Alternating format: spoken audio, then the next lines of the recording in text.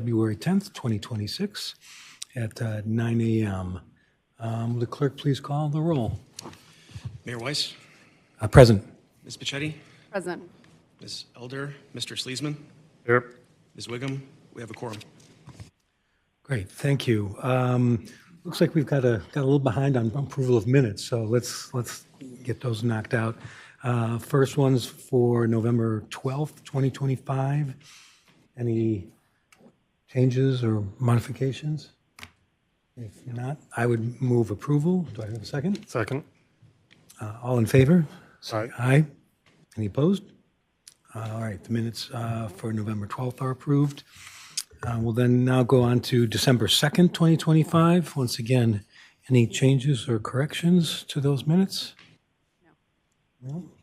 Okay. I'll go ahead and move approval of the minutes on December 2nd. Is there a second?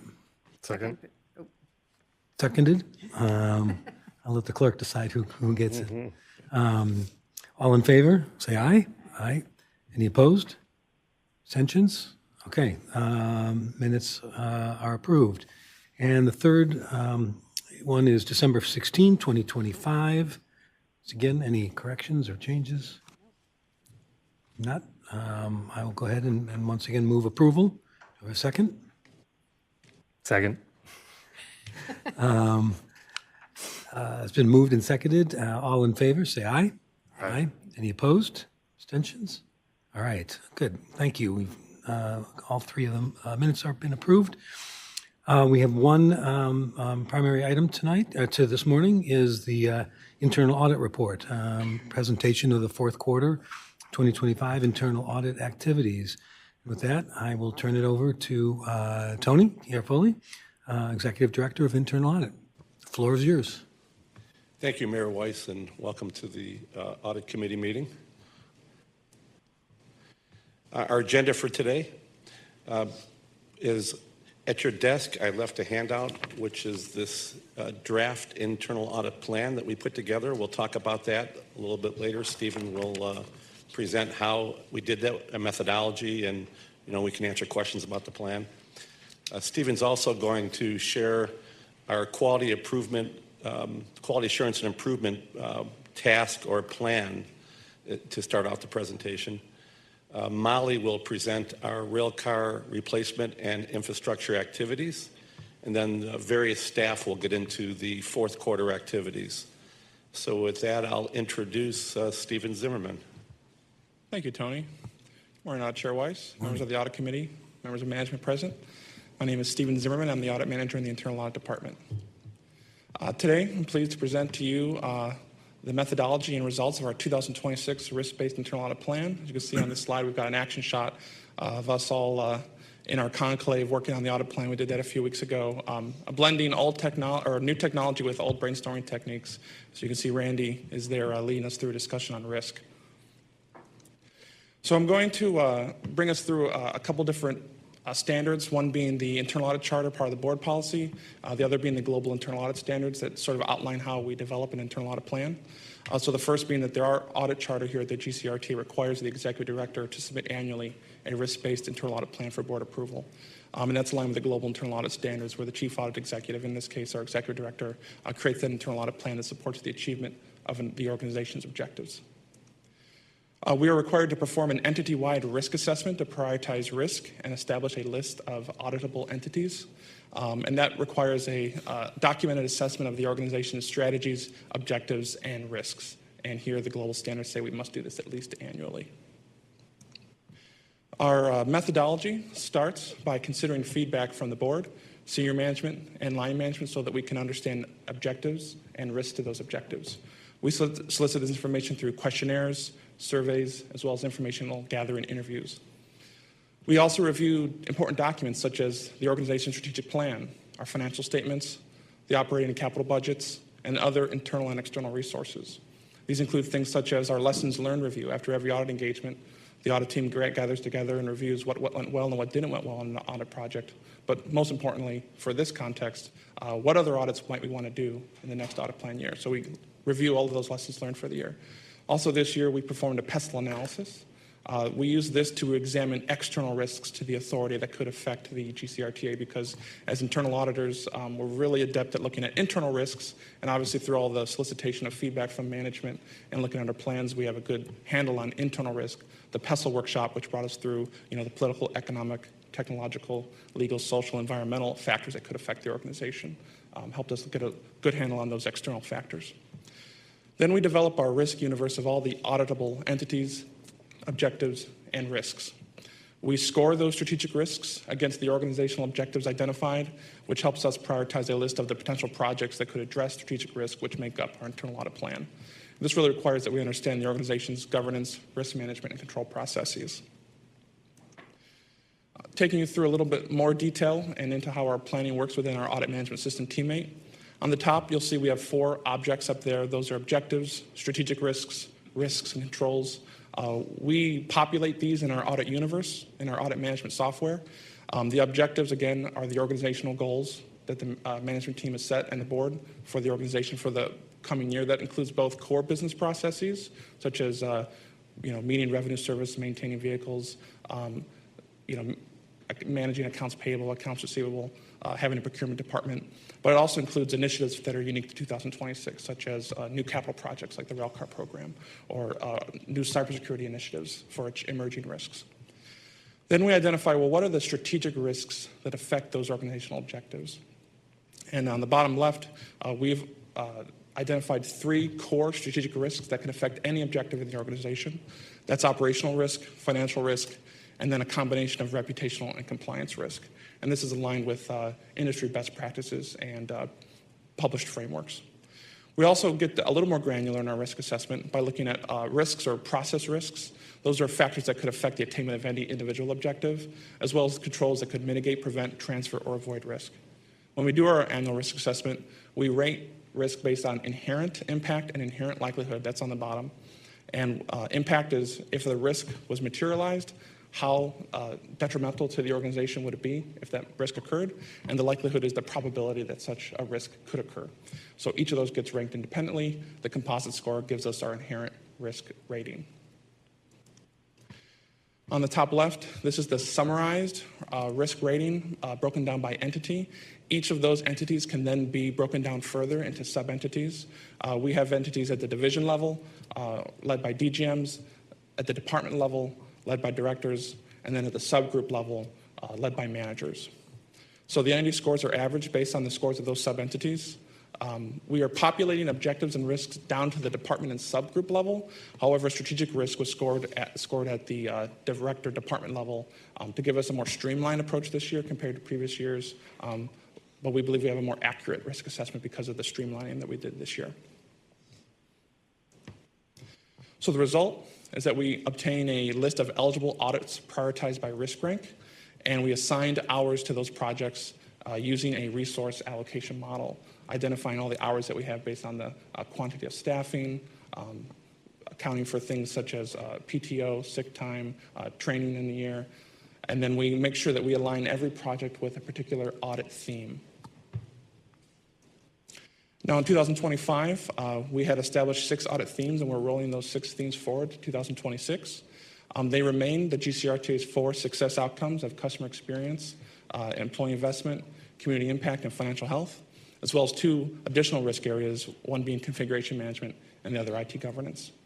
In 2025, our headline audit theme was customer experience, and we completed a number of engagements under that theme, and we're preparing to publish a theme report that summarizes all of those individual findings into trends and common risk threads. In 2026, we've identified financial health as the headline theme, and you'll see that reflected in the internal audit plan. I've broken out the number of projects and number of hours based on the subcategories of projects that you'll see on the internal audit plan to give you some idea of coverage. So we have the different categories of internal audits, contract audits, IT audits, continuous audits, external audits, which is when we coordinate with external parties, advisory engagements where we don't provide assurance but instead collaborate with management to help identify solutions to problems they may be having, whether it's been requested or identified through risk assessment, and then projects dedicated to railcar. Now, as you can see, with the exception of the amount of hours dedicated under internal audits, where the hours are more plentiful than the quantity of projects. Most of the, on the converse, the advisory engagements are more plentiful than they are hour heavy. There's a pretty good matching between number of projects and number of hours across these different categories. So as Tony referenced, we have the internal audit plan, the draft plan at your desks. This is the time that we will request board feedback, questions. We're happy to discuss the selection of any of the audits on this plan or other risk areas where you think could be added to the plan prior to board approval. It's 3 pages. Projects are on pages 1 and 2, and then page 3 just defines our success outcomes, and then a little bit more information about our 2025 and 26 plan. I will also note that any audit engagement that has an asterisk after its name is a project that is in progress as of now and is rolling forward into 2026. Questions? Committee. Yeah, we sent this out on before the weekend, so you had a chance to review that for a few days. We also shared this with our leadership team, in draft form, the same draft form. So we'll certainly take any questions that anyone has. I guess I'll just ask at least one question on the items that are rolling forward from last year to this year. How does that compare to prior years? Is it about the same? Does it seems a little higher than normal to me, but I could be wrong on that. It's a normal curve.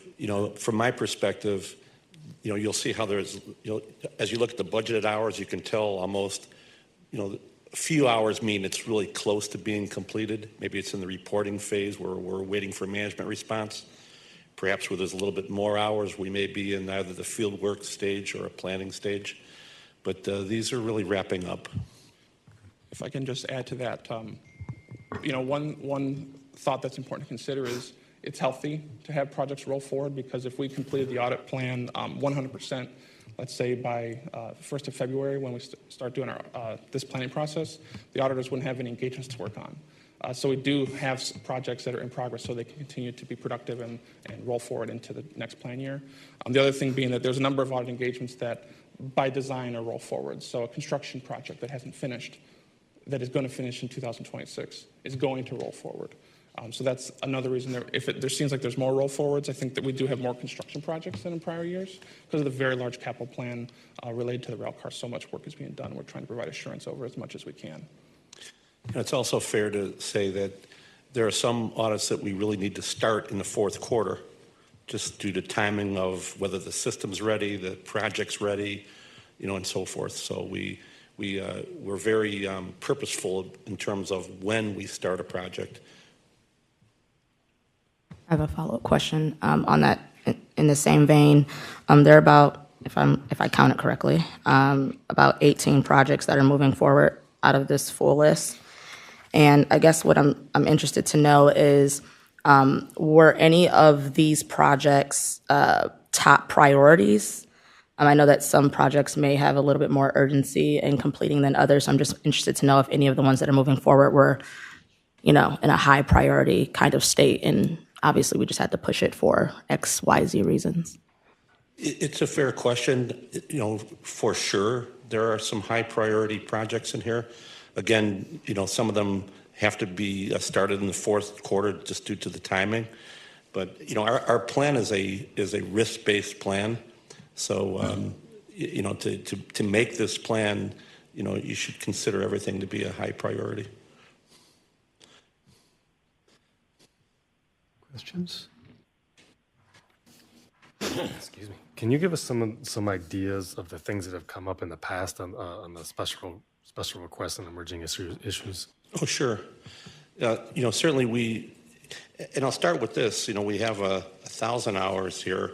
In the past, we've actually kept a little bit more, in terms of that, maybe a little even closer to 1,500 hours. I decided to use some of the contingency hours for to give us better risk coverage and to address some of the projects there. But, for example, last year we had an emerging issue with, a payment that was made to a contractor. a cybersecurity issue, so we'll save hours for that so that we can appropriately study the root cause, work with management, work with external resources, and to address it. So, I mean, that was a good example of last year. Another example was that, we did a healthcare claims expense audit. So we took our time in planning, for that and trying to attract the right vendor to support us and to work with management on that. So it's not just for audits, it's also for advisory engagements. So it's just, a bucket of hours for contingency. That's how you should look at it. Thanks. I have another question. In looking at the budgeted hours column, I guess what I'm interested to know is when we list the numbers here for budgeted hours per project, should I assume that the hours that it actually took to complete that was at that number or below, or are there circumstances in which we may go over those budgeted hours? It's both, Trustee Elder. We take kind of a small, medium, large approach, and then estimate hours. As we complete our risk assessment, we're developing the scope of the audit.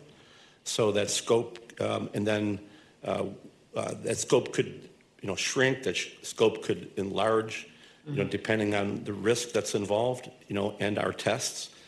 Certainly there's other factors such as working with management, working with external parties and trying to get information. So, these are our best estimates based upon, again, a small, medium, large type of approach. Do we have the data that could tell us if we went over or under these numbers? We have in our metrics that Stephen's going to present later. We do talk. Hours I don't ask the staff to track hours. We set deadlines. Or we have. And obviously, as we're working through different milestones of an audit, we meet at certain periods, and then we talk about at the planning phase, this went well, or at the risk assessment phase, or the fieldwork phase. So we'll meet and discuss, again, those scope and hours and revising deadlines and so forth. So it is a moving target. Understood. I'd be interested to, and we'll see what the next presentation gives us, but I'd be interested to know those numbers. Just so you know where my mind is kind of now, I'm looking, for example, we, allocated, let's see, I want to say 300 hours to physical inventory, for example, or, 200 to CSU, UPass. However, because of timing, we had to move something like customer communication service interruptions follow-up into the next year, right? And so, as we look at what are priorities in the organization, something like customer service, anytime that I see we have to push those kinds of things forward, I'm always looking to see, could we have, did we take the amount of time that we absolutely needed to take on a project? Could we have taken a little less time? Should we have allocated more time in other areas? So that's really what I'm thinking of. But I will look forward to the next presentation and ask any follow-up questions. Well, I appreciate that, but I do want to say that we take, at mid-year, we have a second retreat where we're reevaluating the organization. And if you look at, I don't have the quarterly report for you. I'm talking about the formal report that I'll give next Tuesday. Sure. But you'll see in that the board approved a mid-year adjustment to our risk-based plan. So exactly what you're saying, we want to make sure that we address the high priorities, to use your words, in the particular year or close to the risk period. Sure. And so you'll see that as we talk more about it. Perfect. Thank you. Another question relating to the rail car project. I assume, and just correct me if I'm wrong on this, but I assume that will be a permanent fixture in the audit plan, at least, through the completion of the project? For sure. Okay. You'll see in the plan, let's look at page 2. Okay, 2 of 3, you see at the bottom,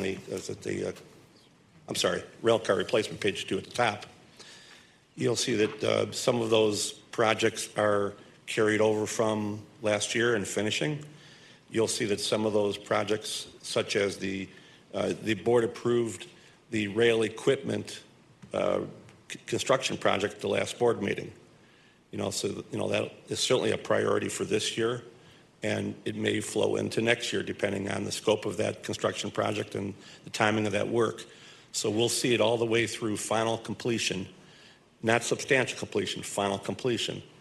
And then, there's a whole list of projects that are sequenced by the Mike Shipper's group and the project team that, we're very aware of. In fact, we did an audit last year to ensure that we had an entire inventory of those rail car and infrastructure projects and how they were sequenced so that, for example, the platform designs, the platform construction so that it would be done before the rail cars arrived. So trying to align ourselves with management and made a commitment that, per the board and audit committee's request, that every rail car and infrastructure project makes this plan. Good. Thank you. Any other questions? All right.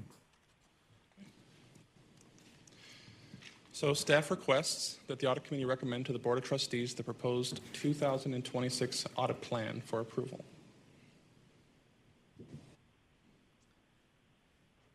Are we in agreement to move forward? Move to approve? Second, Elder. All in favor? Aye. Aye. Any opposed? Abstain? Okay. Thank you. Have your recommendation. Thank you. All right, we're now going to pivot over to our Quality Assurance and Improvement Program. So just a reminder, the Quality Assurance and Improvement Program, or QAIP, enables an evaluation of the internal audit activities' conformance with the global internal audit standards. It also assesses the efficiency and effectiveness of the audit activity and helps us identify opportunities for improvement. I have moved this slide from the quarterly report to the QIP because I think it will provide better context for the metrics. But this is the 2025 audit plan progress at the end of the fourth quarter. So you can see here, as we'll discuss on the metrics on the next slide, approximately 50% of the audit plan complete as of now in the fourth quarter. Technically, our fourth quarter extends into the end of February because we're on the audit plan year. That's from March to February. And then 35% of our plan is in either planning, fieldwork, or reporting, and then approximately 15% did not get started in 2025.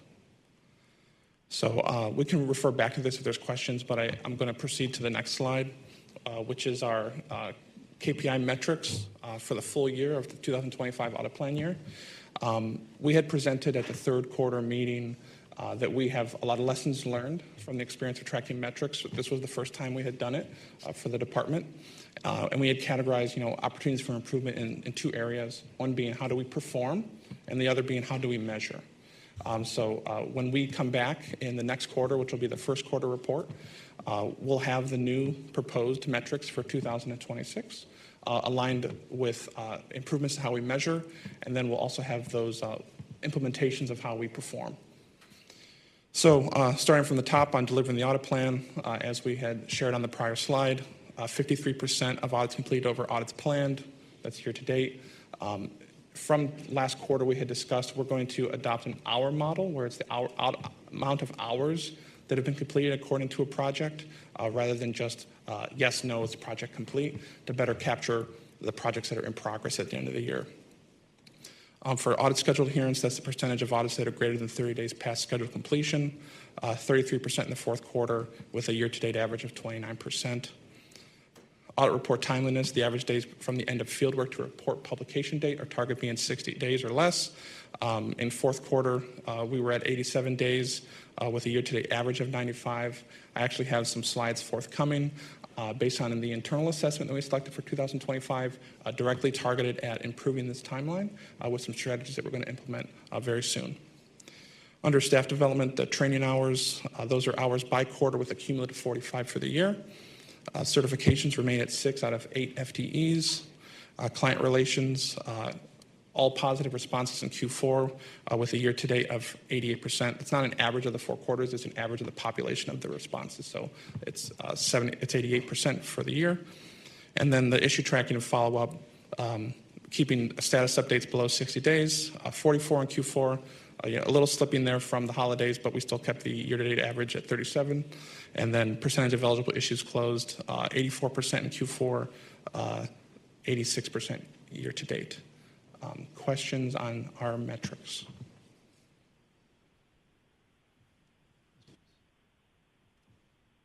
Nope. Okay. So I had already sort of covered some of this content, but just a reminder, these KPIs, they're our tool for continuous improvement. And we follow the plan, do, check, act model, where we've planned how we were going to approach the year in 2025, performed, we checked, and now we're going to act. And in Q3, as I said, we shared the lessons learned and the different ways we'll be changing how we perform, as well as some improvements to measurement. And then also wanted to start talking about the internal assessment we did in 2025. So every year, the internal audit department is required to perform a self-assessment on a topic related to the standards for how we can improve. That's sort of the parallel to the every 5 years external assessment, which is done either a self-assessment with independent validation or a full external. So this year we focused on the research and review ways to improve reporting, issue tracking, and follow-up. I'm just going to take us to a very high level on the reporting process to sort of frame our discussion. So when the audit is complete, we've finished our testing, that's when we say fieldwork is done, fieldwork is complete, we develop a draft audit report. We share that audit report with management, and we host an exit conference where we discuss any issues and recommendations that may have come from the report. We solicit the management response to the report. That's where management says, we agree with the recommendations or we disagree. If we agree, here's how we're going to implement the recommendations. If we disagree, here's why. Then we include that management response right into the audit report. We put out a final report to all the stakeholders, and we began including the audit committee in those distributions. You should be getting emails to your GCRTA email account with those final reports. Then we transition all the recommendations to our audit management software's tracking software, where we can determine how progress is being made on implementing those recommendations. And once management has fully implemented a recommendation, we verify that it was implemented, and then we can close it out. So in 2025, we made great strides in improving the timeline from fieldwork complete to developing the draft audit report by fast-tracking the reporting process to make sure that when we're ready to review the results internally, we're also ready to review the draft report so we can schedule the exit conference sooner. We also implemented improvements to how we verify and close out recommendations by engaging all the staff in reviewing management recommendation actions, which has had a couple benefits. One being that it lets them see the final disposition of all of the recommendations that they drafted. But I think it also helps us be better drafters of issues and recommendations, because we could see how the wording could make a recommendation more challenging to implement. But there's 2 areas that we really need to hone in on 2026. The first being the timeline from when we had the exit conference to receiving the management response. Particularly in Q3 and Q4, the significant cause of delay was long management response timelines, well and above the administrative procedures set forth. And then we also internally need to develop a better process for tracking recommendations that are in progress. What is a status update that hasn't been provided in too many months, or a status update that doesn't look like it's making progress towards implementation? So that's what we're going to focus on in the very first quarter of 2026, a revised reporting framework. So that's going to start by automating our management response process.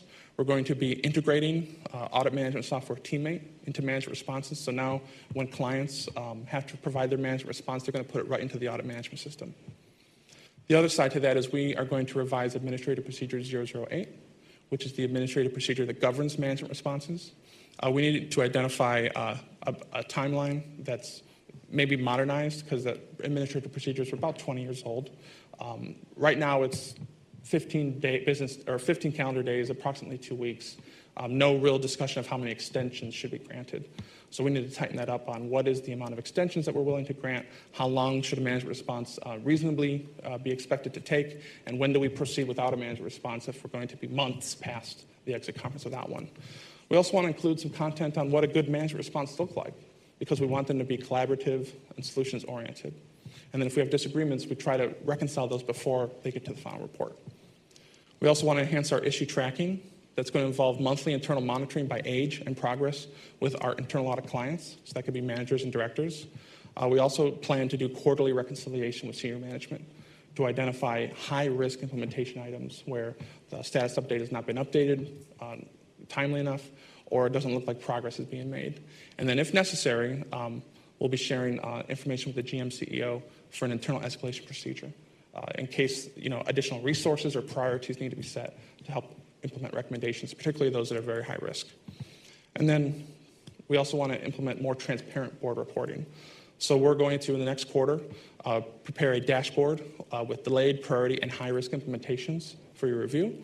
But the ideal being that if on the back end, working with the directors, working with the DGMs, working with India, we can address these risks, then the dashboard will look pretty clean, right? There can still be high-risk implementations, but they're being addressed. And then we also want to share with you the recommendation implementation outcomes. This is how management implemented the recommendation, sort of to close the loop on the completed projects. We tell you what we did and what we recommended, but we don't tell you how it ended. So that's going to close that loop for you. Are there any questions on the content that I just covered? I appreciate that last part because sometimes I do wonder as I read the audit reports of what happens now or what happened after this. And also, small comment, I do read some of those that actually I read all of them that reports that we get, and the phrasing of the management response as a third party who's reading that, it would help because sometimes I'm reading through and it's very clear of like accepted, this is what we're going to do, and sometimes I have to read a whole paragraph before I'm even understanding what's happening. That's not a criticism of anyone. It just makes it a lot clearer in some ways, or I bet for you guys it would. In terms of those responses and I guess revising this administrative procedure 008, I'm assuming that's going to be done hand in hand and not kind of audit telling management you have to do this. X, Y, Z. All right, good. Yeah. Yeah, I just wanted to make sure it works for everyone, whatever the new procedure is. Okay. And utilizing our modern system, the procedure was built upon paper. Yeah, right. Yeah, that makes sense. Thanks. Yeah, I'll build on that if I could. I just, I was wondering how, like, what feedback you received from management about the timeline or reasons why responses might have been lagged, and how that ties to what you're proposing as a solution. And just, I again want to be sure it works for everybody, so I just want to learn more about the process. Surely, sometimes there's corrective actions that management is implementing that is a trial basis, to where they're developing their own solutions to root causes. They'll implement it, and then they'll come back and say, you know what, we want to try something different. We need an extension on this before we close it out. So that. But you can also have someone who's just doesn't give us a timely response. So it goes both ways. And if I understand, you have like a software solution you're launching. We actually have an audit management system that includes a tracking and follow-up module. But what we want to do is to fully use it, fully put it out there. We went to an upgraded management system about 2 years ago, and we've been introducing it to management. They have to learn too. They're learning how to access our system and use our system. It comes with a number of modules. We just didn't throw it to them all at one time. So, we're graduating to this last progression. Yeah, and I just share that with my own experience of sometimes technology can become a roadblock instead of an enabler. So I'd be curious if it's, as you use new tools, like whether or not they're really helping move the process forward. Well, if you can, if I could just paint a picture, if at any one time, maybe we have a 100 or so recommendations out there, and then, tracking them, so for the team, we want to spend our time working on audits, and then the tool it will then remind the management group, please give us a status update. How's this going? When you've implemented something, press this button. It'll tell us it's implemented so that we can come back to you, so that it helps us prioritize our resources and then close things out a little bit quicker. So as Stephen was talking about in his metrics, you can see where, that would enhance that issue. And I also wanted to go back to what Trustee Elder said in the last, her last set of questions, where you can see here how we used our performance management tool to address where we can improve. And then, as Stephen said, plan, do, act, implement this, and then hopefully our metrics, continue to improve. And, it's a sliding scale. As something improves, something's going to need improvement somewhere else. So we're going to continue to review those metrics and pursue excellence. Great. Yeah, I just want to avoid a scenario in which the work is accomplished, but somebody didn't click a button, and so therefore timelines get elongated. That's all. Thanks. What is the anticipated timeline for the implementation of this revised framework? As soon as possible. So by next quarter, we'll have the dashboards and the list of implemented recommendations. In the lead up to that, we'll be meeting with management. So we have internal meetings we need to schedule where we're going to, as a team, review status updates and rank which ones are high risk, which ones are progressing nicely. Then we can take that to the directors and say, hey, this is your list of higher risk status updates. Can we maybe get our heads together and figure out a way to address this so we can either fast track it or figure out some other way we can resource it.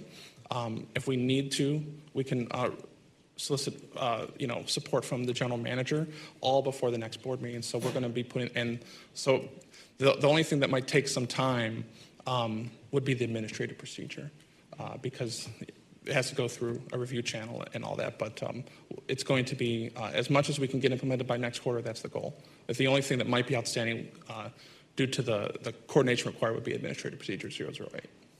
Good. One bit of advice, to the extent that it might help, keep the word reasonableness in mind when you're looking at those administrative procedures. Appreciate that. That's good feedback. I'm sorry. So the reports, I'm not as good as Jeff. I don't read I don't read all the reports that come in from all the individualized reports. But I am very interested in what would be helpful from your perspective of, like, what would you like from the audit committee or board members in terms of a response? Are you expecting feedback from those? What is helpful? I'm glad they're there, and but I don't know if they're for awareness, or are you really looking for feedback? So just where are we in the pipeline, and how can we be helpful? Well, as you said, they are there for your awareness, and if there is something that we need to bring to the board's attention, we will definitely raise that flag, to draw your attention to that. Because we've had our issues for board consideration where we highlight, this issue is pretty high risk. There's some governance and oversight needed. I'll say that, we don't have a lot of space in all the completed projects to share everything from the audit results, so that's another way to communicate to you. If you saw all that bullet looks interesting, well, rest assured there's detail in the report. When you look at our forthcoming activities session here, you'll see for management consideration, and as Stephen just said, for board consideration is that next higher level. And again, we'll raise that flag if we need to. And there's none this quarter, so. Okay. Okay. Thank you. I'm now going to transition over to Molly O'Donnell, who will take us through our railcar replacement and infrastructure audit activities.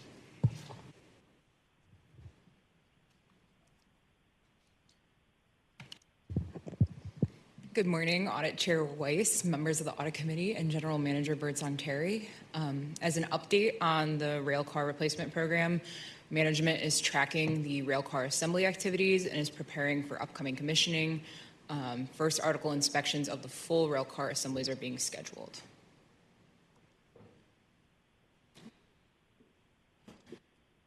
Here is the change order log that is maintained by procurement. There have been no additional change orders since we last presented this. As of January 30th, 2026, 36% of the contract amount plus change orders has been paid, which is approximately $125 million. We have included some pictures from manufacturing that the railcar team sent us. So this first slide is the testing of it's electrical resistance testing of the wiring harnesses.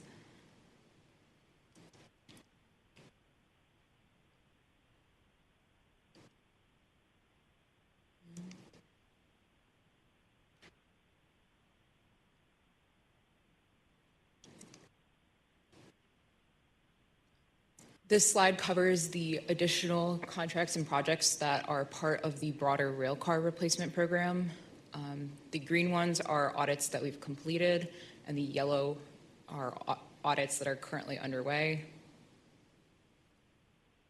If I can, this goes back to your question, Mayor Weiss, about will we include all of the projects or contracts, through the end? And this is that list, so on the next couple slides.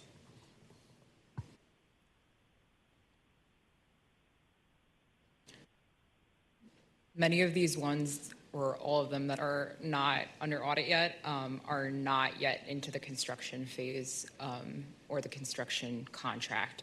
So they will be under audit when they're in construction.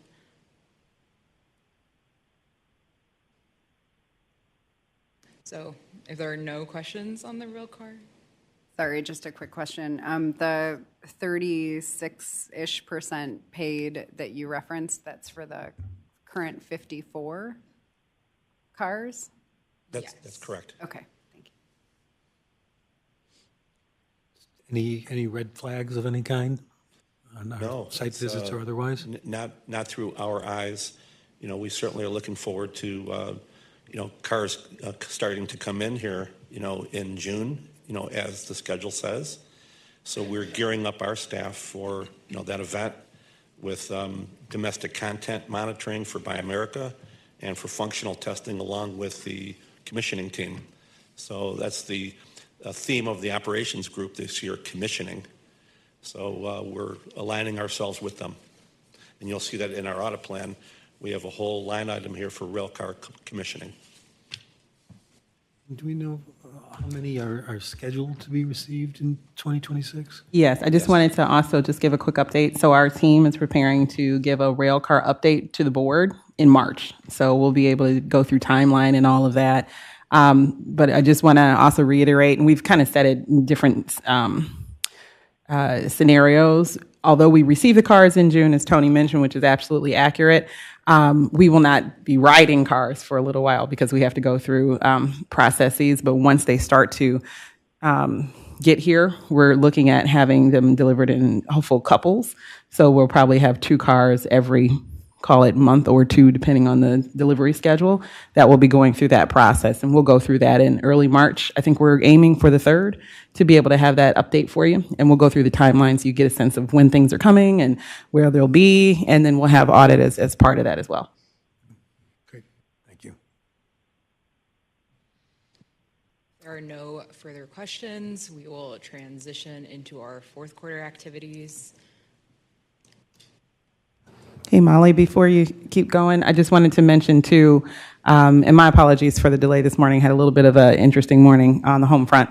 Wanted to give a quick update as far as the timelines on management response. It indeed does go both ways, as was mentioned, and there are several times when I do meet with Tony, and we meet on at least a quarterly basis to go through it, I'll say, hey, what's going on with this one? Where's the management response preemptively as well? And so we work together to make sure that if there is a delay, we find out what's going on. It could be even as simple as hiring someone. I say that where it's never a simple process, but that could also add to delays as well. But I agree with trying to kind of get people to get a little giddy up in their system to make sure that we can not delay too long. I think part of the issue is that sometimes we seek perfection in update versus the update. So that if something takes an additional 2 or 3 months and we're halfway there, we need to get in the habit of letting audit know before it's 100%. That way they've got an idea that things are moving or not.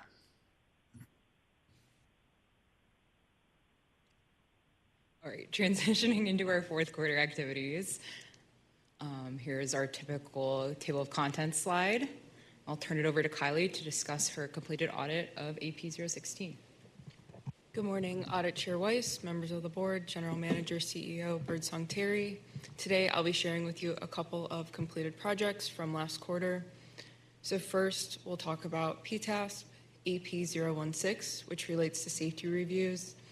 The objective was to assess how the Public Transportation Agency Safety Plan, also known as PTASP, further defines roles and responsibilities associated with Administrative Procedure 016, safety reviews, to evaluate whether PTASP government structures operationalize AP016 requirements, to document how AP016 safety reviews are initiated, tracked, and documented through PTASP-defined systems, and to provide examples of how AP016 safety review responsibilities are embedded within PTASP-defined functions.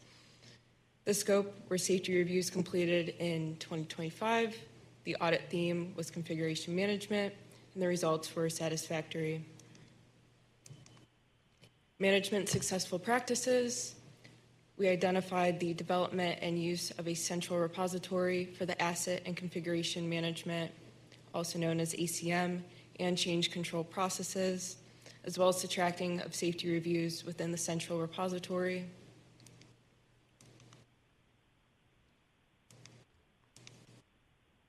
Wait.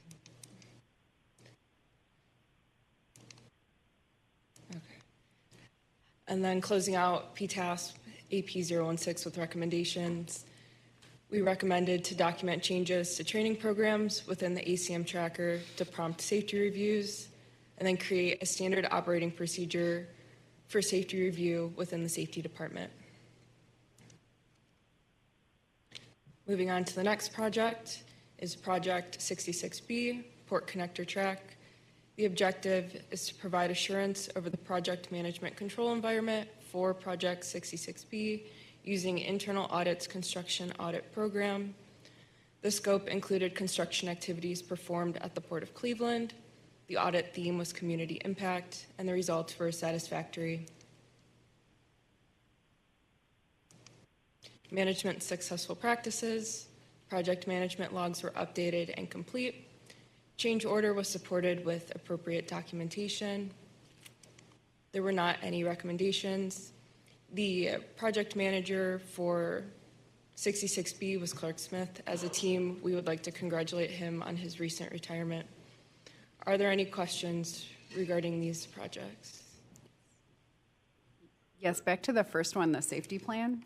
I'm just interested in how this relates to the 26 hazard log. I saw that PTASP was also on your plan for this year, and it sounds like it's very similar or related to your recommendations, but I wanted to clarify. Yeah, so this is part of our external coordination. So the state safety oversight through the Ohio Department of Transportation provides oversight over the Public Transportation Agency Safety Plan. As part of the PTASP, there's an internal audit program that requires the Safety Department and the State Safety Oversight to review the different elements of the PTASP.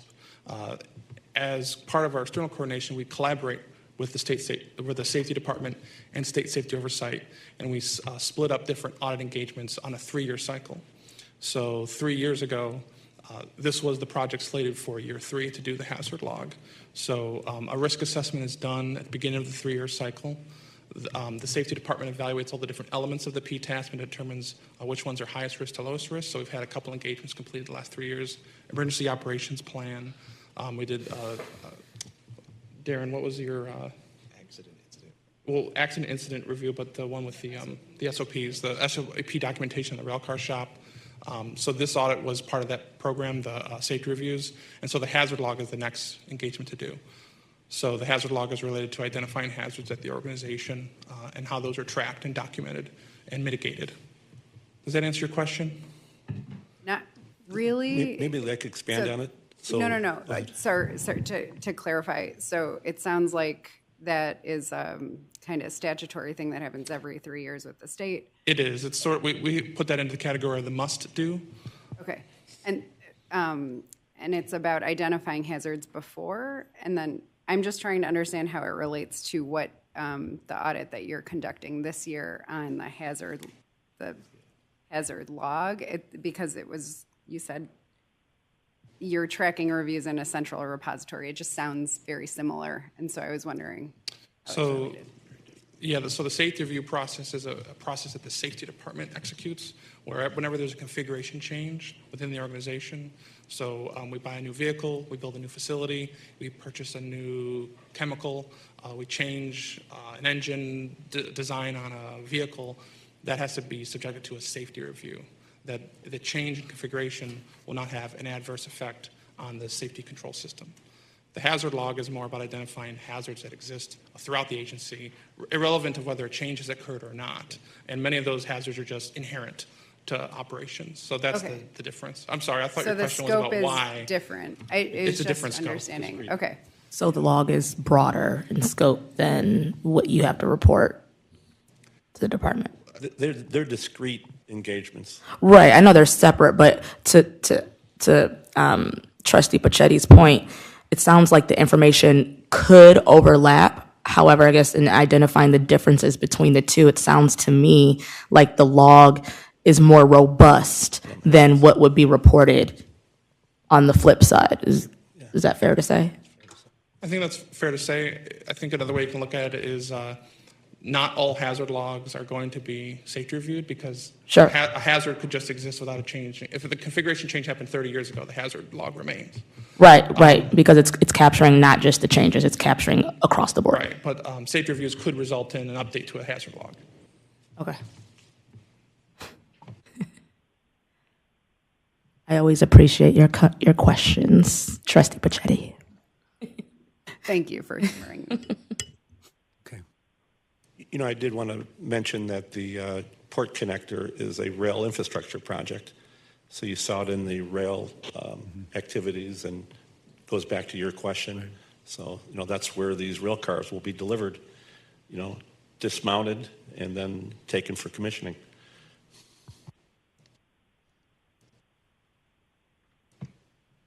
All right, I'll now pass it over to Laura Crawshaw. Thank you. Okay. Good morning, Audit Chair Weiss, members of the Audit Committee, and GM CEO Birdsong Terry. I had one completed project from the quarter. This was in-service mechanical failures. Our objective was to provide assurance over the process to respond to in-service mechanical failures, including communication to customers on board and waiting for vehicles, the response and coordination by service quality, the response by mobile equipment maintainers, and a review of the towing contract. The scope was mechanical failures for our bus fleet. The audit theme was customer experience, and our results were unsatisfactory. We identified the successful practice from management that they dispatch assignments to the mobile equipment maintainers very well. So there are trucks assigned to the bus districts that drive around and can respond to buses when they report defects in the field to hopefully get them running again.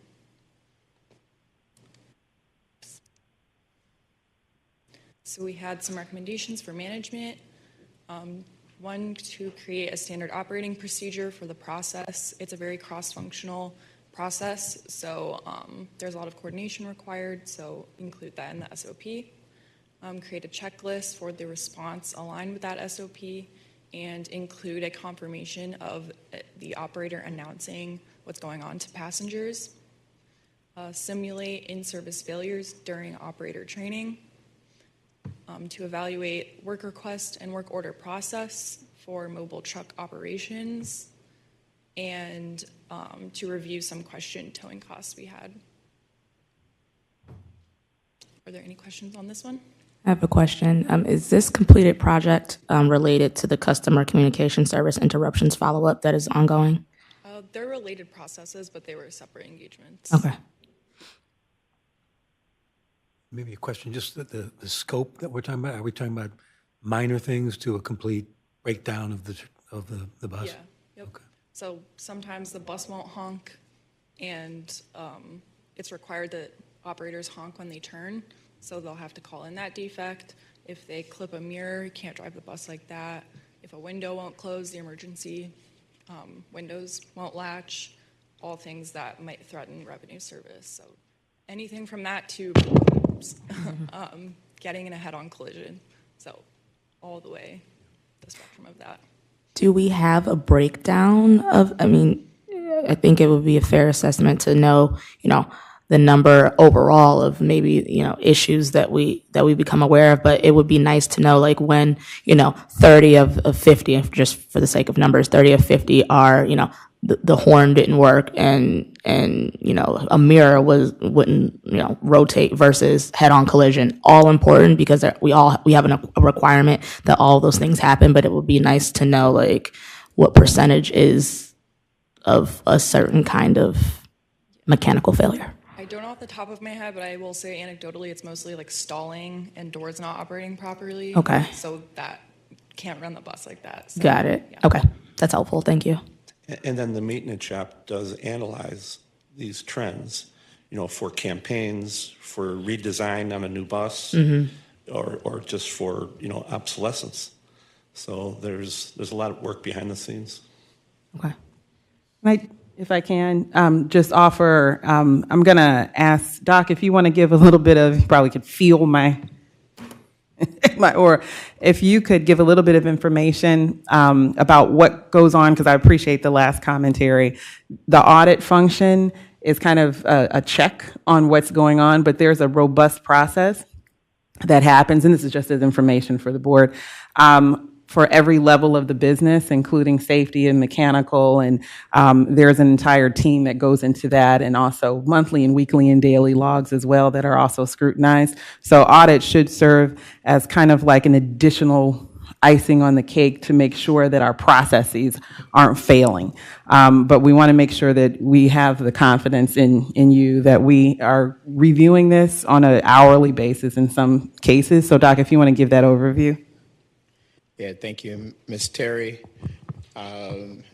Mayor Weiss, committee members. I'm Flonse Caver, the Chief Operating Officer here at the Greater Cleveland RTA. And so we first want to say we appreciate the audit that was conducted here. It audits our processes here for in-service mechanical failures. We track mechanical failures as an internal KPI in our division. And we have a team led by our fleet management group, which are our vehicle engineers, and our planners, who are always searching to figure out how to make the vehicles more reliable. They track the causes of failures in service. They try to get to the root cause so that we can have the vehicle fixed before failure. We call it predictive maintenance. So we have a robust predictive maintenance program where we try to take parts off before they fail. So think the starter. We know that the starter can only last, let's just say, a year. And instead of trying to get a year and 2 months out, we just replace it in a year. In this particular case, as was mentioned by the auditors, we do have a set of mobile trucks. There are 2 in each garage. They go out, and really they help us with things that can be fixed on road. And so they should use an example of the horn. The horn may have the connector or the contactor stopped. And so these folks will meet a vehicle at the end of the line, attempt to make a quick repair so that they can fix it. And many of the times they are able to fix it. We track towing costs. Towing costs, for those of us who have been here at one point, was very expensive. And their goal is to reduce the towing costs because that's a cost that's just a problem. We're manifesting a problem. Every Friday, there is a group who looks at vehicle maintenance practices in order to try to increase the reliability of our fleet and services. And in these recommendations, we'll be looking at ways to create better procedures for the in-service failures, but rest assured that there is a group of individuals who are attempting to fix the vehicles when they come back to the shop. And I'm available for any questions. No, but that's very helpful. Thank you.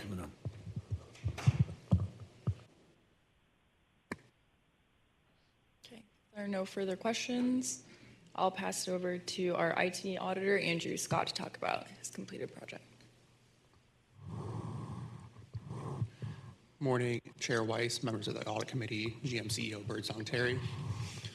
So today I'm going to discuss a follow-up assessment that we had performed with the Cybersecurity and Infrastructure Security Agency, CISA. The objective of the engagement was to assess GCRTA's controls, processes, and overall capabilities to defend, mitigate, and recover from potential cyber attacks. The scope took a look at the CISA cybersecurity evaluation with the theme of cybersecurity, and the results were marginally satisfactory. Management's successful practices during this engagement were to engage CISA with a cyber tabletop exercise that included members of the security team, internal audit, operations, and a number of other groups. The team is diligent in the procurement of the cyber liability insurance every year. And through that, we open ourselves up to more tools and dashboards and readouts just to generally increase our security posture. The team has had vigilant response to potential and actualized incidents and vulnerabilities, as well as the creation of additional cybersecurity-focused roles. So since the time that we performed this, we went from a single member of cyber staff to we hired an additional member, and they're currently hiring a manager of cybersecurity and data and enterprise databases to further our posture. There were a number of recommendations that were made by the CISA team to enhance our posture.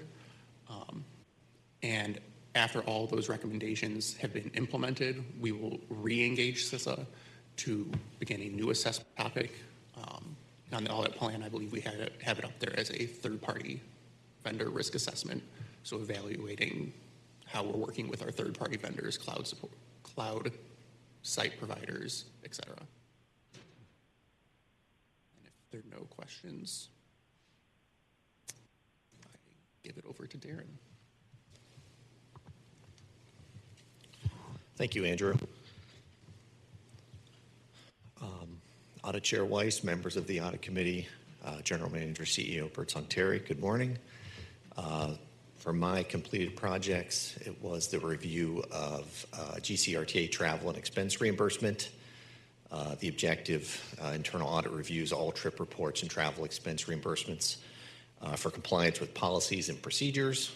The scope is 100% of any trips taken and the corresponding expenses. And the results, everything has been compliant with the policy. Anything that's non-compliant, any reimbursements get returned to the traveler for correction, and then they get reviewed by internal audit before getting passed on for processing. These next few slides are our projects in progress, different phases. So this first slide are projects that are in the planning and risk assessment phase. I'm not really going to go over these, but if you have any questions, we'd be happy to answer any that you may have. You know, this relates to that earlier presentation on the asterisks in our audit plan, some of these projects. So some additional projects still in planning and risk assessment, and those that are highlighted green are new this quarter, so they were not included in our previous audit committee meeting.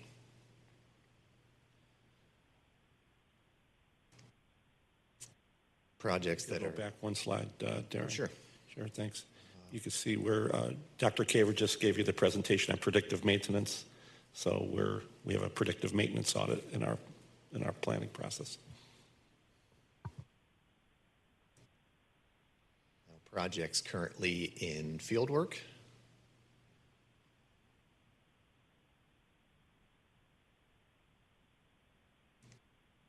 Some additional field work projects. And then still additional field work. I'm sorry, could you go back to the fair collection one? One more. There you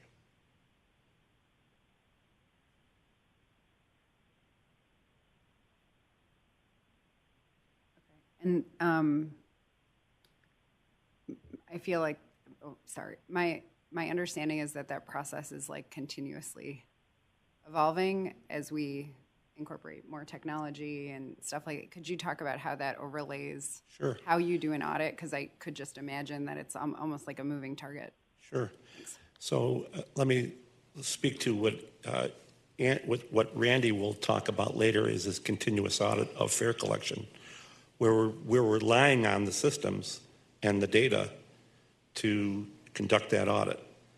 There are controls behind that data to evaluate so that we can continue to rely on that data. So the difference here is that we're looking at the internal controls in place for how we collect fares. And would you want to say something different? I was just, Molly's leading it.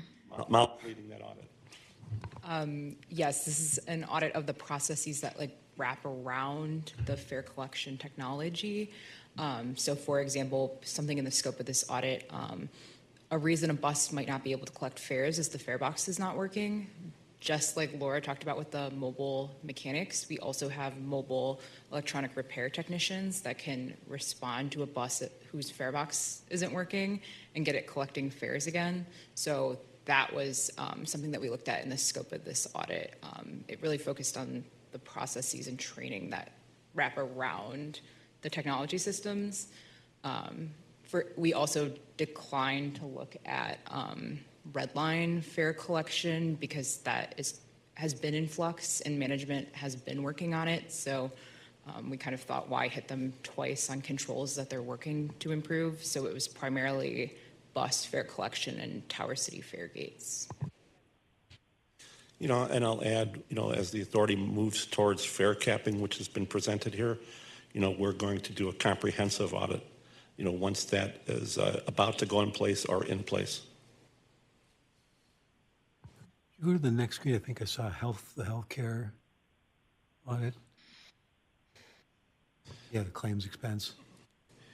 We have a full slide on healthcare later in the presentation. Got it.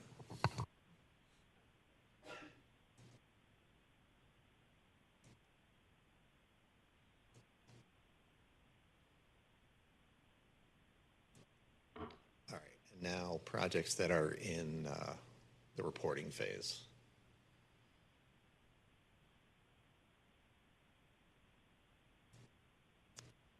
This slide, we broke out construction projects because they don't typically follow the standard audit plan of just starting and ending in the current year. So we wanted to devote a slide just to construction projects. These are all the ones that are currently in progress, now in audit. That speaks to your question earlier. Mayor Weiss will, as these projects carry over from year to year, we'll follow them to completion. And then this slide represents different Buy America reviews that we're involved with. You'll see that the two that are complete are the Endura and Gillig. And so internal audits involved in, you know, varying phases of the Buy America process.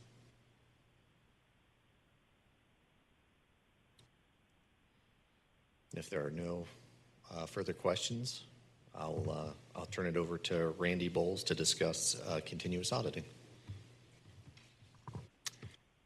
Good morning, Audit Chair Weiss, members of the Audit Committee, General Manager, CEO Birdsong Terry, and guests.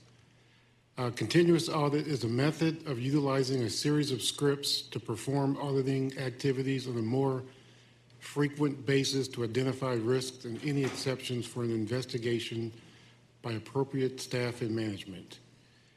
I'm not going to go through all the 7 steps here, but at our next quarterly meeting, I do plan on giving a more behind-the-scenes look exactly what goes on in a continuous audit, because I know there's a lot of interest in that. And this is a slide of the continuous audits that we have going on. The first 4 are the ones that we do monthly. You know, nepotism, purchasing card, payroll, and revenue reconciliation. And we all sat down, you know, as a team, and we went through each one of them, and they all passed. Paratransit customer eligibility is one we do every year. And currently, we're waiting on the death records from the state of Ohio. As soon as we get those, we will run it, and we expect to have something to report for Q1. Fuel expense, I think at the last meeting, we presented something for that, but that was a combination of partially scripting and partially manual. And the script is pretty much about 90% done, so we expect by Q1 that'll be ready to run quarterly going forward. And just without a manual component, or does it still? No manual other than the manual that's involved with maybe going and downloading some of the data and putting it into a folder. Yeah. And then once that's run, you click a button, it'll run through. And then there's some manual involvement for, prepping the data to present. Okay. But the scripting part it'll be ready to run all the way through. Thank you. And compensatory time, that one has been suspended. Management hasn't made a decision yet regarding the original results. So as soon as that's done, this will be scripted. Well, it's already the script is already done. It'll be ran through the script. Mobile ticket reconciliation is when the mobile fares are collected and compared to the mobile fare contract. Part of that, again, has been done manually, and we're in the final stages of getting the script completely complete so it can run, and we expect to start running that in Q1. And then dependent eligibility and ridership versus collection, we're hoping to have those in 2026. And our dashboards are always ongoing. We're always learning from those. Like, for example, just yesterday, we had a meeting, a training meeting yesterday. And one of the presenters presented some dashboards for, I think it was purchasing.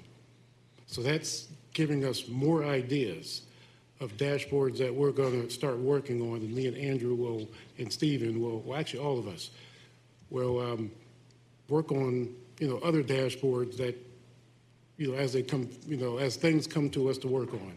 So it's ongoing, as are most of the continuous audit scripts.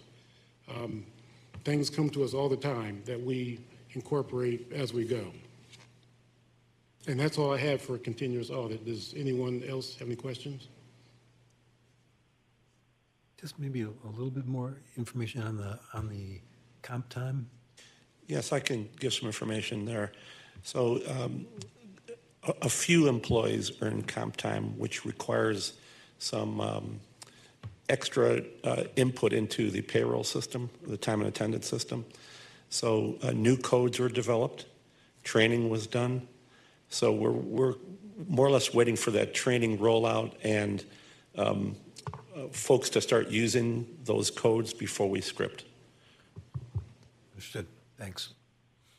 I do have, could you explain a little about this ridership versus collection? So the ridership versus fare collection is going to be a second half of the year work that we're going to start on. It's meant to be a follow-up to the fare collection audit that's currently ongoing. So the work that they're working on, looking at the fare boxes, the validators, the passenger counters, getting all that information. We're looking to take the work that they perform and then get it into a more automated space, just like the current fare collection script that we have. So we'll be able to pull all of the information from the validators, the fare boxes, to say, this many people used their fare card, there are this many UPass students, there were this many CMST students, compared to the count of people that were recorded by the passenger counters, so we can get a fuller picture of what the ridership actually looks like. What are we looking at in terms of fare evasion and things like that. Excellent. And then will that also include the red line? You had mentioned your scope doesn't include the red line, but will that have? It will include Okay. all modes. It'll just be a little, we'll have to work out some kinks with that just due to the way that the red line does collect fare. So, when you're at a station, it just has the validator whether or not people, validate their physical media, whether they validate their mobile media, the placement of the passenger counters at the various stations, how they're actually accounting for, ridership coming in versus ridership leaving. The passenger counters, since they're not on the vehicles, they're at doors. So if someone comes in and out several times, they may get double counted. Unhoused population that may be in the stations coming and going. So we'll be working on a methodology to account for that. Good luck. No, I Thank you. realize Thank you, Ms. Pacheco. I realize the complexity, and I just appreciate that you guys are trying to tackle it and doing it thoughtfully and over time. Thank you. If I may, this is another one where I'm going to ask Doc to weigh in a little bit, only because we've been, thank you for the luck, we'll need it, yes.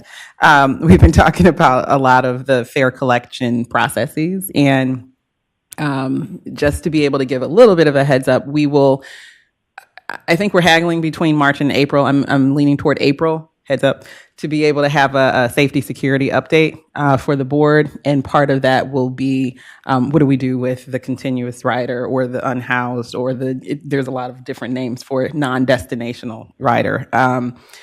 If you hear me say continuous, that's just language from a different organization, but it's the same thing. And then also talking about how do we verify the fare media that people have without being in conflict with any legal, I'm looking at Janet when I say that, right? We're talking about how to kind of bounce back, if you will, from legislation or of opinion that came out prior to my start, if you think about it that way. So we've been working with different legal opinion by different judges over the last probably almost a decade to be able to think about how we can actually provide fair enforcement in a way that matches up with the technology that we have. We've also been touring around with fare gates, and so you'll hear that from the team. So let me stop and Doc, go ahead and give an update from operations, if you would. And actually, before you start, Doc, just to the extent that you can talk about it, I'm interested to know, kind of aside from the unhoused factor that is maybe on the red line as compared with the other rapid lines, talking about the differences in collection of fare, or is that just the only difference? Because what I'm hearing, it sounds like we're collecting fare differently on the red line than the other lines, but I think maybe what we actually mean is just there's a population that is present more on the red line than the other line, so clarify that to the extent you can. Thank you. Ms. Terry, Chairman Weiss, members of the board, members of the public, again, I'm Flount Secretary, the Chief Operating Officer. Ms. Elder, I'm going to answer your question first. The two rapid lines, which is the shaker lines, blue and green, and the red line, collect fare differently, verify fare differently. So on the shaker lines, the person will pay upon exit, so they actually engage with the driver, and then at Tower City, they all pay on exit with the fare gate.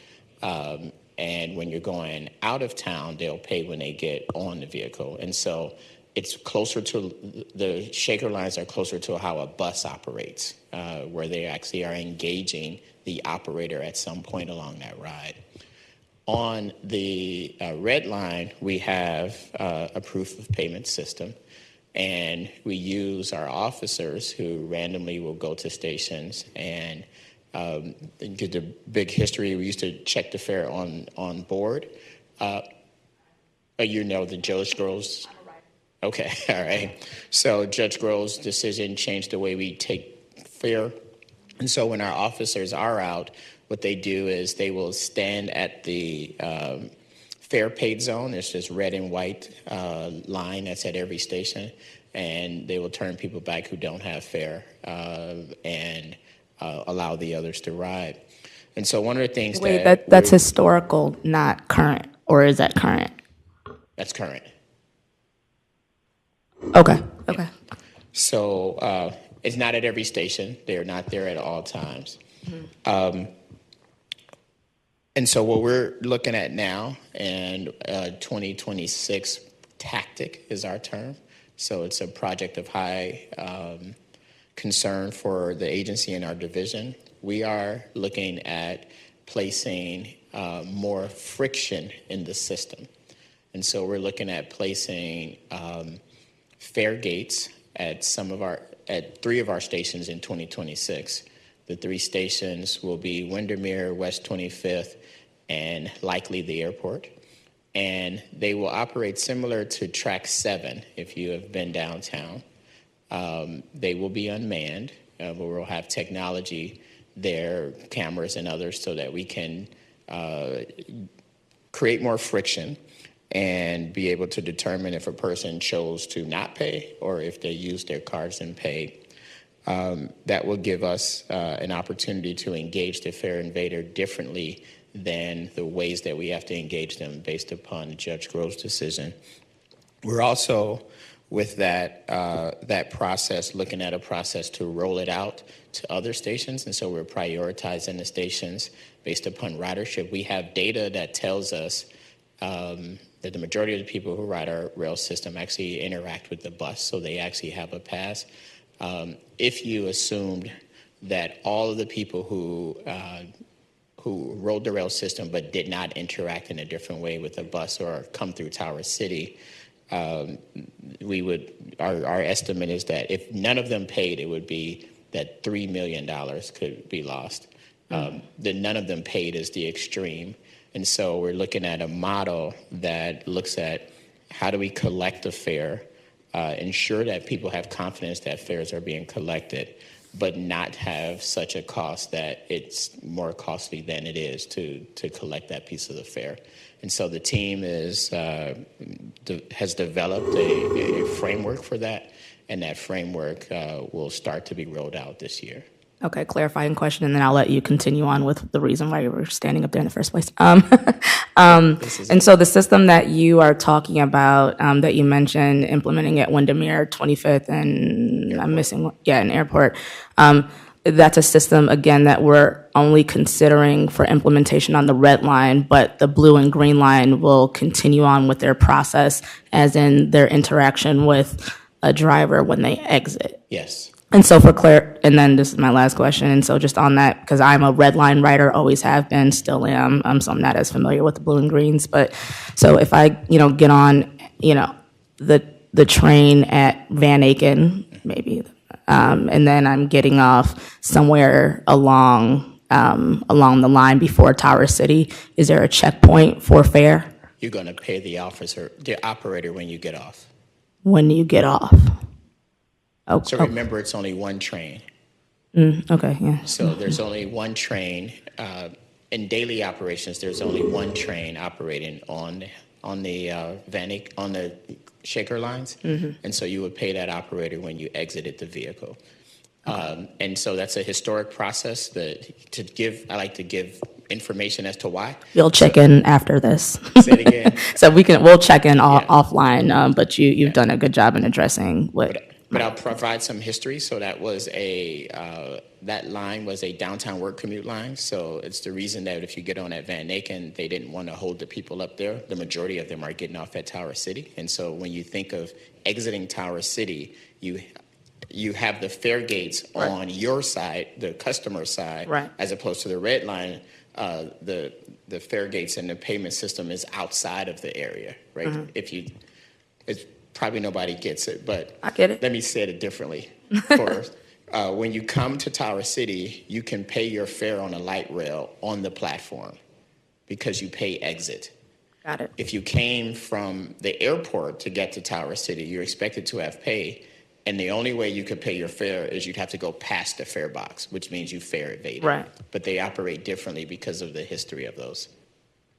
Okay, I look forward to checking in. Okay.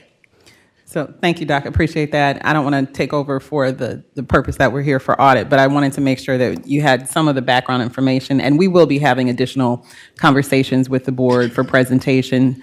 So just keep that in mind as well. It's just kind of teeing us up for a lot of presentations to come. So I think this will be a robust conversation in the spring. Ms. Terry, would you like me to just hit on the non-destinational? If you can do it in a minute, that'd be awesome. Okay. You can try your best. All right. And so a I was looking to see if the transit police is over here. Okay. All right.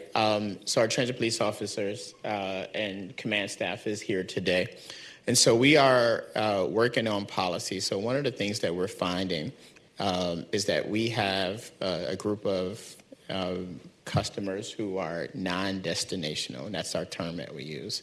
By non-destinational, I just want to really, it doesn't mean that they don't have fare, right? So many of them have a fare. They've gotten a fare, either they've bought it or they've gotten it through a social service system. So the majority of them, when we find out, they actually have a fare, but they're not using the vehicle for its transit purpose. We are looking to create more strength around policies that we have that allow us to ensure that there are not people who are just simply riding the vehicle up and down and using it for non-transportation purpose and non-destinational purpose. The team of gentlemen representing the chief behind me are tasked with working with the legal department to create the legal framework with which to engage individuals. There is some legal, I'm gonna be the lawyer. There is some framework to deal with it because you have to use transit for its intended purpose, and that is not laying there, relaxing for the whole day, and not engaged in a bona fide transportation purpose. And so as we look at policies throughout this early part of the year, I've charged the transit police with their 2026 tactic, which is safety and security measures that look at their strategies and deployment, but also looks at the policies that we have that deal with the issues on our system that have migrated and modernized. Like, this wasn't a problem pre-COVID, but they modernized. One of our major issues that we see is that the social service system is offering individuals bus passes because it's cheaper than housing.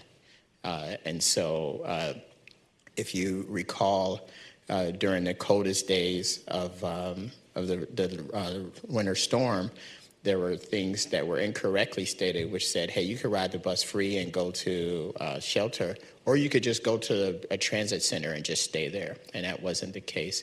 And so we are working, the gentleman here with me are charged with that along with the chief, and we'll be engaged, certainly the agency, but certainly have the board in the know as we navigate policies with the right amount of care and the right amount of push to make sure that the transit system does not degrade to a place where the riders cannot ride and have a good customer experience.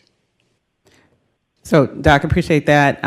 Just offer, we have Commander Darden and we also have Commander Hudson. If you had any questions specific to TP, they are here. We just wanted to always shout them out. Sometimes it's hard to recognize without all of the uniform. So I just wanted to make sure that you knew that they were here as well, because safety is a priority in security. If you had any comments. No, nothing to add. Doc explained it perfectly, so okay. I don't have anything else to add. All right. And Commander Hudson, you have a lot of engagement with the ambassadors as well, so that... Again, Doc touched on pretty much everything. It's important to, one of the things we make sure we remember is that these are humans we're dealing with. We talk about the non-destinational population on our trains and the modern resources that we've put out since 2022, which is our transit ambassadors and our crisis intervention co-responder teams, that in a lot of instances know the individuals that we're dealing with on our system. So just trying to navigate that space, keeping in mind that these are humans, and at the same time we have a organization here and a community of riders that we need to make sure that they remain safe and have the perception of safety on our system. So we're on top of it. Appreciate it. I appreciate that comment about them being human, because as someone who used to work in, service industry, it's important to note, and it's also important to note that the unhoused are not innately a threat either.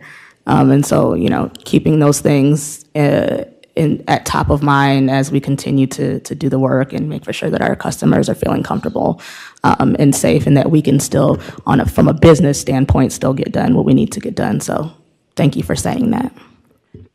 Just to tie it back and hand it back over to Tony, if you look on the plan here, and Tony and I went through this, so hopefully this dovetails, toward the bottom of the sheet, you see transit ambassador follow-up, and then you also see transit police system checks. So this is part of that effort together to really make sure that audit kind of flows into the operational. So there is a point in deviating a little bit, but I wanted to kind of explain and show you physically the manpower that's behind some of the work that goes into these audits. So we appreciate the double check by Tony's team. Thank you. Okay, with that, I think, Tony, you're up. Can I, one sec, can you go back a slide again? Yeah, just the last one.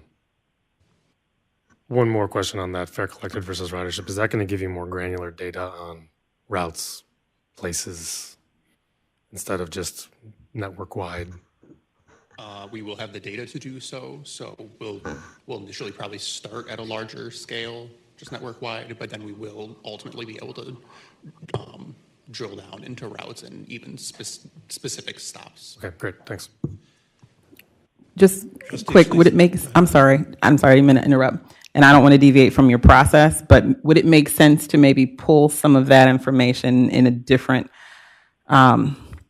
presentation so that we can show it? I don't necessarily know that that's your format here, but Andrew, if you've got, and we know that you've got it, got the route level information, I think what I hear, Jeff, you're asking is when can that also be made available? So perhaps we think about that on the operational side when we have a more robust presentation about that item.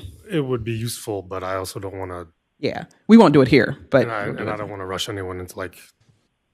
Yeah. Do what has to get done, do it well, and then when, yeah. Okay, thank you. I did want to add, Trustee Fleeceman, that operations has a business intelligence group that also studies this, on a route basis. So we'll not only work with them, but I anticipate that they'll be providing you with more information.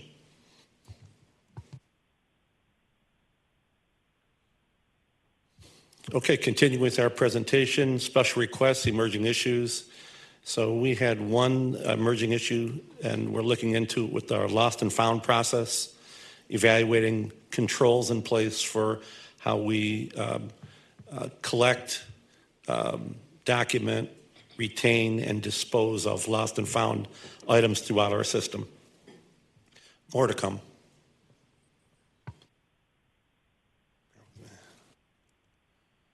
External audit coordination, which is part of our responsibility.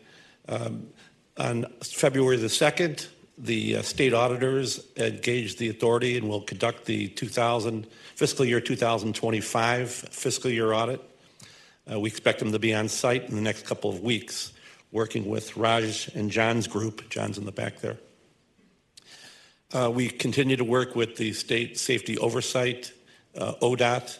Stephen mentioned that earlier in his presentation.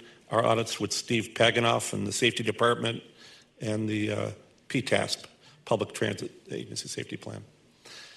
The FTA, Federal Transit Administration, continues to engage the authority with a project management oversight consultant on the rail car replacement program. On a monthly basis, they are checking in. We're part of those discussions, led by Mike Schipper and others here at the organization. And then finally, we are informed that the Federal Transit Administration will conduct a triennial review this year. This is a 3-year cycle review, and it's more or less a compliance review of how we spend their grants.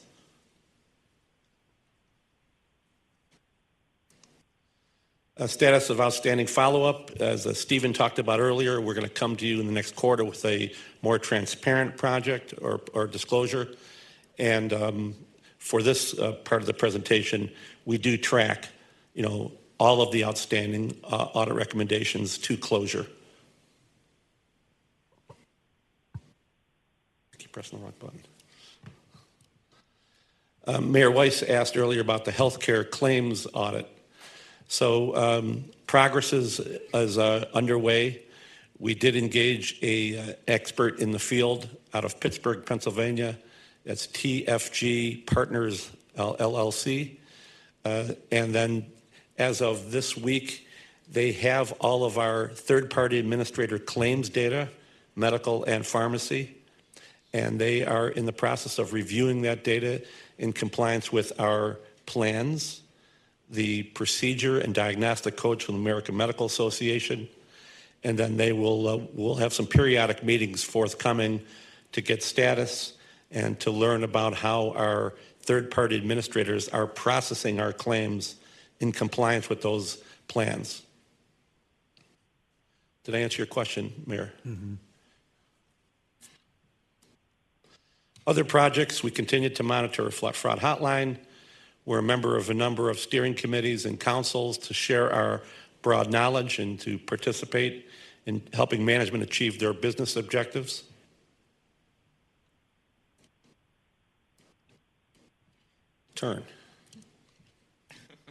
Training. Last slide. This is the training that our staff received during the fourth quarter. And as Stephen shared with you in his metrics, you know, we're on target to reach our overall objectives for the staff. We take advantage of local chapters with 3 different chapters to try to take advantage of some competitive pricing and good training. With that, that concludes our presentation, and we are certainly available to answer any questions. From the committee members. Okay. One of the great things about being on this committee, I find, is that I learn something every single meeting we have, and on a wide range of topics. So, you know, you feel a lot more connected and understanding the details. So we appreciate the thoroughness and the range of topics that you all cover. So, as always, thank you for a terrific presentation. Last thing that I would just want to follow up with for the committee and ultimately the board, we are still on track to distribute what should be the final form of the internal audit charter. That hopefully will happen within the next week, and still on track to get that to the committees at the beginning of March and in line for approval at the board meeting in March. So just wanted to give you the heads up that that was coming. Other than that, Ms. Terry, anything else on your end? No, nothing on my end. Thank you. Okay. All right. Thank you very much. With that, we will stand adjourned. Thank you all.